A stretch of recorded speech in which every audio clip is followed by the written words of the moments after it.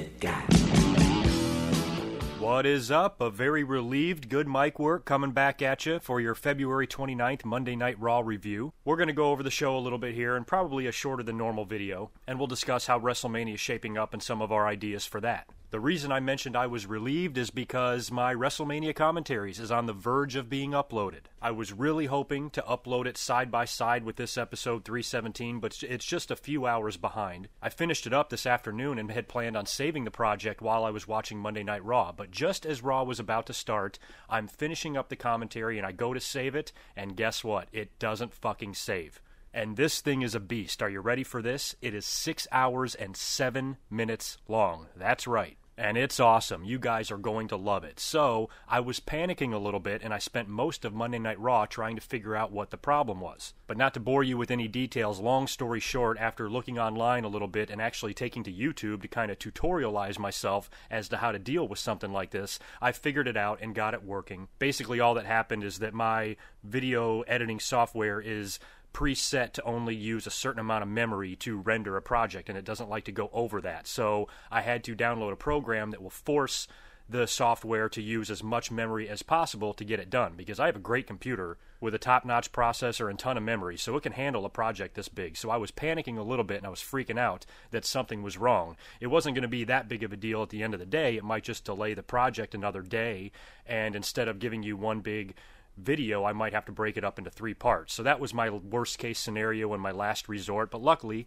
I got it figured out and it is rendering as we speak. Still has about 3.5 hours left to go, and then it's going to take me a couple of hours at least to get that uploaded to YouTube, fill in the massively long description and add all my annotations and make sure everything is nice, and then upload it to all of you guys. So hopefully within 4 to 6 hours of the release of this commentary, Episode 318, my WrestleMania Memories commentary, will be available to all of you. Also, what I'll do is once the commentary is finished and uploaded and made public, I'll put a link in the description and on the screen for you. If you see the WrestleMania Memories picture right there, just click on it, it'll take you over to the video.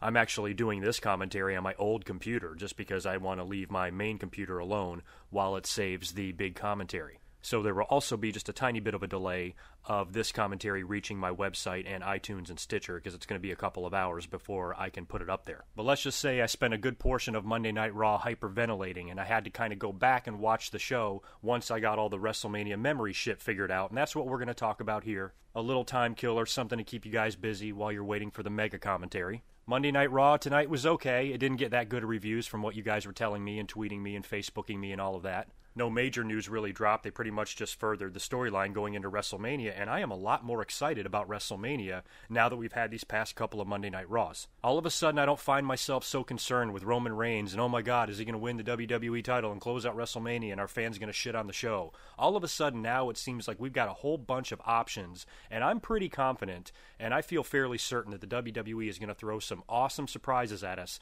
at WrestleMania, and the last thing we're going to really be concerned about when the show is over is whether or not Roman Reigns won. I think WWE can have a lot of fun this year, and there's all sorts of shit that they can do. And we saw a few examples of that tonight on Monday Night Raw. Now, Triple H opened the show by coming out and cutting a promo and talking about how he beat the shit out of Roman Reigns last week. And, of course, Roman Reigns is at home selling this broken nose and facial injuries that we all know is bullshit, because we clearly saw Byron Saxton hand Roman Reigns a blood capsule. But no big deal to me. I don't care. Blood is blood. And as long as we see it, I'm happy. A lot of times storylines need it. And I'm glad that Roman Reigns didn't legitimately break his face. John Cena did that last year. It looked horrible. So I don't know why the fans would be mad about that. If anything, be mad at Byron Saxton for not being so discreet. Dean Ambrose then interrupts Triple H, and I'll tell you, man, Dean Ambrose is entertaining the hell out of me right now on the mic. He is fucking hilarious. And I'm really starting to think that WWE might have some big plans in store for Dean Ambrose. And I kind of want to make the early prediction that he's going to find a way to beat Brock. I said it in my last commentary that Dean Ambrose is nuts. They're playing off the fact that he doesn't even know what he's going to do until he does it. And I think he can get really creative and find a way to defeat Brock Lesnar, considering it's a no-holds-barred street fight. And I think if he does wind up winning, it could be a situation where everybody wins, because he's going to have to resort to, laying a boulder on top of Brock to actually pin him. So as long as they do something like that, I don't see the harm in it. And I really want Dean to beat Brock Lesnar. But first, he's got some business with Triple H. He comes out there and says that he spoke to Roman Reigns on the phone, and Roman says hi. And then he told me to tell you that he's coming for you. I guess you must know what that means. That's between y'all. Pretty funny. I like Dean Ambrose's casual mic style. He talks a little bit more like a human being and not like a professional wrestling superstar. His promo style seems much more down to earth and matter of fact. CM Punk was kind of like that. Now, in an interesting little twist here, Dean Ambrose actually challenges Triple H for the WWE World Heavyweight title. Triple H actually says he'll think about it and take it into consideration, but in the meantime, he made the main event match to be Dean Ambrose versus Alberto Del Rio. And he said he'll let Dean Ambrose know if he gets his title shot before the night is over. And it was funny when Dean was like, tonight, what do you mean by that? Like after the show or 11 o'clock or, it's Central Time, are you going to text me or whatever? So, shit like that that's really cracking me up with Dean Ambrose. We'll fast forward now to that Ambrose and Del Rio main event. The League of Nations were surrounding the ring as well, so Triple H has set up Dean Ambrose in a no-win situation here where he's just going to be quadruple teamed by this big, strong faction. About midway through the match, before it's even over, Triple H comes down to the ring. League of Nations start working over Dean Ambrose, holding him in the ring, hitting him with all their finishers, and then Triple H gets on the mic and says, this is what you get. You either have to respect authority or you get punished like this. And then Dean Ambrose just rears back and smacks Triple H right in the face. Starts attacking him. Triple H is able to turn the tables on him and nail him with the pedigree. And gets back on the mic and says, you want a match for the WWE title? You got it. And then I think he's like walking away, and Ambrose gets on the mic and says, hey, Hunter, thanks. And that just sets Triple H off. He comes down to the ring, throws Dean Ambrose to the outside, throws him across the announce table, grabs Byron Saxton and throws him to the ground. You have to wonder if that's a little punishment from last week in that blood capsule incident. And then proceeds just to beat the living hell out of Dean Ambrose right on the announce table, and the show goes off the air with Triple H looking pretty damn tough. So now, when is this match going to happen? Is this going to happen next week on Raw or a Raw closer to WrestleMania? Maybe the go-home show? I'm guessing it will be on a Raw where Brock Lesnar will be involved, because you got to know the early prediction for a finish in that match has to be Brock Lesnar costing Dean Ambrose the WWE title. Certainly we'll get some sort of a run in there. I wouldn't think Dean Ambrose would be winning the WWE title this close to WrestleMania and shaking up the whole card, although if they want to throw the ultimate swerve at us, they could always do that. Doesn't seem likely, though. He's got his big match with Brock Lesnar, and obviously, this title match that he's having will be a good way to set up more heat for that match. And didn't I read somewhere that they're going to be doing another network special with Triple H defending the title in a triple threat with Brock and somebody else? So I found that really interesting, if it's true. But as we go into WrestleMania now and you look at the main event, I think they're really going to do some interesting things, because you have to remember earlier on in the card, before that main event even takes place, we're going to get Shane McMahon versus The Undertaker, and the winner of that match has huge implications on the future of WWE, Raw, and the Authority. So depending on what happens there, that could affect the main event somehow. It could affect Triple H's mindset. Maybe we'll see additional run-ins. Maybe we'll see the ultimate swerve. Maybe after Dean Ambrose wins or loses his match with Brock Lesnar earlier on in the night, he comes out and turns heel on Roman Reigns. Maybe Shane McMahon makes another appearance. Maybe The Undertaker finds himself out there somehow. Who knows? All I know is they better throw a whole bunch of shit at us in this main event to make it good. And as long as they do that and we get some surprises, I really don't care who gets the 3 count. Now let's stay on the major storyline subject and move on to the match involving Shane McMahon and The Undertaker. It's going to be a Hell in the Cell match, and if Shane wins, he wins control of Monday Night Raw. Now, I meant to mention this. You guys probably won't believe me, but I actually meant to mention this in my last commentary. When they added the stipulation that Shane would get control of Raw, I wondered in my mind if they might separate the brands again, and maybe Triple H and Stephanie would go to SmackDown or be off TV, or it would just be Shane or something like that. But I definitely thought of a possible brand extension, and now that is the rumors going around, and I gotta tell you, I would be in favor of it. I think it just depends on what era we're in wrestling, what the fans want, what the business needs, whether or not a brand extension will work. The first time, I didn't think they really needed to do it, but now they could do it. And I know they just unified the titles not long ago. If you did a brand extension, you would think you would have to have 2 World Heavyweight titles again. Or maybe not. They could do it the way they first did, and the champ can go on both shows or something, who knows. But if they wanted to do a brand extension, provided it was done right and the shows actually developed their separate identities, because right now, the set is just the same, just the screen colors are different. Raw's red, SmackDown's blue. It sucks. If they were able to get some sort of a new identity for these shows, or have one at least a little bit more distinguished than the other, I think that could be a really good thing, and it would also allow a lot of the talent to get more opportunities. I mean, guys like Tyler Breeze, who aren't being used at all. They can maybe go over to SmackDown now, or they can just have a roster that's a lot less jam-packed, and they might have more of an opportunity to shine. So as big as the roster is now, and with their farm system, NXT constantly, sending up these gems to the main roster, there's not room for everybody. So if they were able to separate them out, I would actually be okay with that in today's day and age. I think it would be worth giving it a try. And you can kind of think that they might be setting up for that. If Shane McMahon does in fact take control of Raw, the Authority could go over and take control of SmackDown, and you could have a war between the two. There's also the chance, though, that WrestleMania could be the big culmination and the end of the Authority. I mean, they've been such evil tyrants throughout the last couple of years, and WrestleMania could be their ultimate fall. You could have Shane McMahon win control of Monday Night Raw. You could have Roman Reigns finally dethrone Triple H and get his revenge for all the horrible shit that Triple H and Stephanie have done to him. They could still find a way to humiliate Stephanie somehow, whether it be with The Rock or Ronda Rousey or something like that. I mean, WrestleMania could be a real bad day for the Authority. So they could be using WrestleMania as a way to get the Authority off of TV. Maybe we'll be done with Stephanie and Vince and Triple H for a little while, and we'll move on to Shane McMahon. Now, if they do go in that direction, which I would love to see Raw have a new identity. What does that mean for The Undertaker? Does that mean he has to lose? Does that mean he has to lose a WrestleMania match to somebody like Shane McMahon, somebody that's not only not a wrestler, but hasn't been on WWE TV in 7 or 8 years? So that's kind of crazy, too. And this match is a Hell in the Cell. So you have to know that this match between Shane and The Undertaker probably isn't going to be a 5-star classic. So what can they do to involve more people, more elements to make this match good? We've talked about the Bullet Club. All those guys from Japan that are rumored to be signing with the WWE. Finn Balor has even been teasing a lot of this shit on Twitter, and so have the other Bullet Club guys. Now, if they don't come in and just go directly to NXT, and they were actually to come in as the Bullet Club in any way, shape, or form, the perfect guy, and probably the only guy, to bring them in would be Shane McMahon. Because he's always kind of been an outsider. I think Shane was always a fan of the independents. He loved ECW. He's the only McMahon to ever appear on Nitro. And he was the one that spearheaded the whole invasion angle to begin with. So Shane McMahon would be the perfect guy to bring in an international faction like that, since Shane does do work overseas.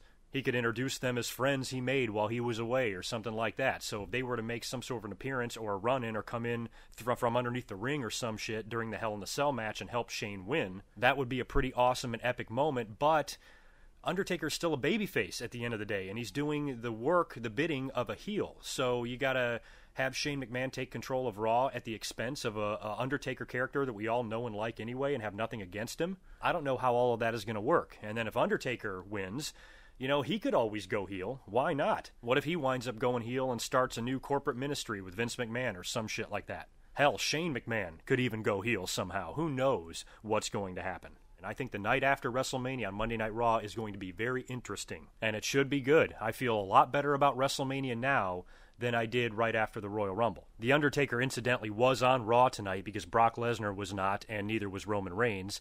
Taker was out there to interrupt the Vince promo. Vince came out and cut a promo on Shane McMahon. It's so funny how many times we've seen this father and son feud against each other. And Vince has always said some horribly mean and hateful things to Shane, and tonight was no different. Called him a son of a bitch or whatever. Even said he's going to write him out of the will and give it all to Stephanie. So Stephanie is his favorite child right now. Stephanie even cut a promo tonight too. Tried to re-accept her award that she was supposed to win last week and cut just a very angry promo. She was screaming. She just looked extra sexy tonight. There was just something about her, and she was pissed off, and she threw down the trophy table and let everybody know under no circumstances is she going to tolerate working for her brother. Vince more or less says some of the same shit until The Undertaker interrupts him, makes that long entrance to the ring, and keeps his promo quite simple. All he says is that the blood of his son is on his hands, not mine. So Taker basically telling Vince, yeah, I guess I'm going in to do this match because I have no choice, but you can look in the mirror every day and blame yourself for the destruction of your son. So I'm excited for the possibilities, to say the least. Some of it doesn't make a whole lot of sense right now, but maybe, just maybe, it'll all tie together at the end,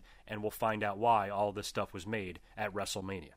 Those are really the only major things to take place on Monday Night Raw tonight. We'll mention the matches briefly. Chris Jericho and AJ Styles won a tag team match over the New Day. I think they also beat them on SmackDown as well. Jericho had a big black eye by shoving AJ Styles out of the way of one of Kofi's kicks or something. They had another match tonight on Raw, which Jericho and Styles won, and that set them up for a tag team title match, I guess, next week on Monday Night Raw. Now, they're playing up the fact that AJ and Chris have formed this alliance. You got to know one of two things are going to happen next week. Either they win the tag team titles or Jericho goes heel. They've been teasing it. You got to think Jericho might go heel here, but all that means is we're going to get more Chris Jericho and AJ Styles matches, and even though those matches are good, I'm kind of ready to see AJ work with other opponents. Or they could be doing what I mentioned last week in my commentary, and that is just trolling us. And maybe they're never going to break up, and Jericho's never going to turn heel, and they actually will win the tag team titles next week on Raw. I kind of want to see the belts stay on the New Day for a while, at least going into WrestleMania, so that's why I think next week might be the implosion of the brief alliance of AJ and Y2J. They're calling themselves Y2AJ. So look for that to end next week. Ryback, of course, is getting another push as a heel again, and he comes out there and absolutely destroys the social outcasts. I think he worked with was Adam Rose and got a little bit more vicious in this match, was very brutal, nailed him with a shell shock pretty quick, got the pin, and just walked right out of the ring. No bullshit celebration, no feed me more. As soon as he got the pin, he slid right out and walked away. I like that. I still don't think this miniature push that they're giving Ryback is going to amount to anything. He'll probably win a couple of matches on Raw and SmackDown, and then once he faces a big opponent, he'll probably go down. It reminds me what they do with Mark Henry. Every time they bring him back or, kind of turn him face or turn him heel, they try to push him for a little while. It lasts a few weeks, and then it just fizzles out. I've never been a big Ryback fan. I don't have anything against him, but I really don't care if he gets over or not. We had another interesting match, too, The Miz taking on Dolph Ziggler, and they've kind of had a little miniature rivalry, too. These guys are kind of Cleveland buddies, and they were recently, I think they're friends. They do a lot of shit together outside of WWE, I think. And they even did a ride-along episode on the WWE Network not long ago, so they've got this rivalry going on. And The Miz actually beats Dolph Ziggler relatively quickly in the match in kind of an upset. So I don't know where this is leading. I wouldn't be that upset if they teamed these guys up. I mean, not as a random joke of a tag team that's not taken seriously, but as a serious tag team. I mean, what is Dolph Ziggler really doing right now anyway? They've clearly forgotten about him in the world title picture. At best, he's looking at a U.S. title run or an Intercontinental title run, and right now he's not looking at anything. And with him and The Miz kind of having similar charisma, Dolph Ziggler is the show-off, and The Miz also likes to show off. They could create probably a pretty decent tag team that would be reminiscent of The Miz and Morrison or Eminem or something like that. And given the fact that they're both on the mic and they're both kind of experienced veterans right now, as long as they had a tag team or an alliance that was taken seriously and not just used in opening matches and nonsense, and the writing team doesn't take any time to come up with anything for them, and as long as they just do something, I think the alliance could be a lot of fun to watch. So I'm thinking that maybe this leads to something like that. Sasha and Becky did get their one-on-one match for the number one contender spot for the WWE Divas title. The winner of this match would go on to WrestleMania to face Charlotte. I mentioned that last week in my commentary that was most likely going to happen. They went ahead and did it tonight on Raw, and they did a double pin. So both ladies had their shoulders pinned to the mat. They're just going to drag this out until they decide who to give the match to. They announced right after this that there would be a rematch on SmackDown, so Becky and Sasha will go at it again on SmackDown one more time to find out who gets the title match against Charlotte, and you have to wonder if they're just dragging this out to eventually make it a triple threat match, which seems right now the most likely scenario. If they do that, fine, but I sort of want to see a one-on-one match for the Divas title. What else did we get? Dudleys beat the Usos. They used the tables, which they said they weren't going to bring out anymore, for a little bit of an assist, which was funny, and the Dudleys are still on a roll as a heel team. League of Nations members Rusev and Sheamus beat the Lucha Dragons after the match. The League of Nations, and specifically Alberto Del Rio, beat down Kalisto, so Alberto still has hard feelings towards Kalisto for not being able to win back his U.S. title, and you have to wonder if this feud might get another match. I thought they were kind of done. I thought maybe Kalisto would move on to someone like Rusev. Maybe Rusev could get another run with the U.S. title. I'd be fine with that. But they might be keeping Alberto close just so they can eventually have him win it back. I don't know. But the issue seems like it's still not resolved. And what's the deal with Wade Barrett? Is the word that he's still leaving? I don't know. I remember hearing that last week. I don't know if that's still the case or if that turned out to just be a rumor. But if he is, you got to wonder when they're going to write him off TV and how they're going to do it. I'm guessing maybe he'll have some dissension with the League of Nations and they'll just kick him out or kick his ass and throw him out of the WWE or something like that. Maybe WWE still has time to convince him to stick around if they promise him some sort of a push or whatever. So I'm not sure the latest on him, so maybe you guys can fill me in. And the only other match I have written down is Big Show taking on Kevin Owens. This match ended in a countout when Big Show shoved Owens off the top rope and he nutshotted himself and landed out to the ring floor. Now the commentators said that Kevin Owens won a match on SmackDown against The Big Show the very same way. I don't know. I didn't see SmackDown. I didn't even see the replay of that on Raw. So apparently they just traded identical victories with each other, and I'm guessing that will lead to an Intercontinental title match. I hope not at WrestleMania. Whatever Kevin Owens is doing with The Big Show right now, let's wrap that shit up before the pay-per-view and give Kevin Owens a real opponent. I love you, Big Show, but you can't wrestle Kevin Owens at WrestleMania. No way. I guess we should probably also mention the Freebirds, huh? What do you think?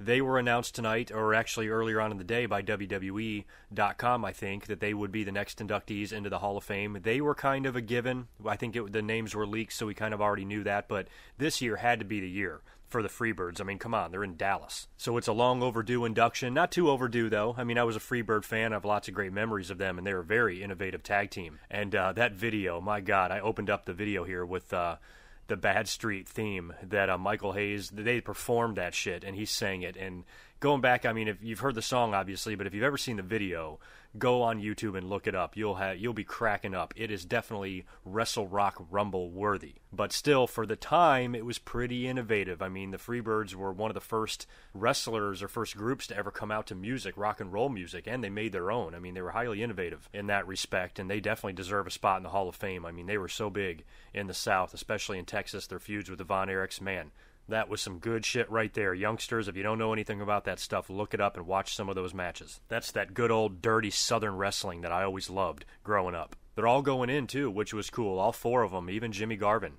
which was pretty awesome to go along with Buddy Roberts, Bam Bam, and, of course, Michael Hayes. So congratulations to the Freebirds. That should be a pretty fun induction speech to watch. So I guess that's it for this week. I'm going to get out of here so I can edit and upload this commentary and give it to you, and then I'll work the rest of the night on making sure that WrestleMania Memories commentary comes off without a hitch. And by early morning or midday on Tuesday, March 1st, you should have both of these videos available to you. Leave me all your comments on Monday Night Raw, some storyline ideas and direction ideas for WrestleMania. I'd love to hear them, or love to read them, I should say. So enjoy the WrestleMania Memories commentary once it gets uploaded. Hopefully it will get you in the mood for WrestleMania. I will talk to you in a few days. Until next time, peace.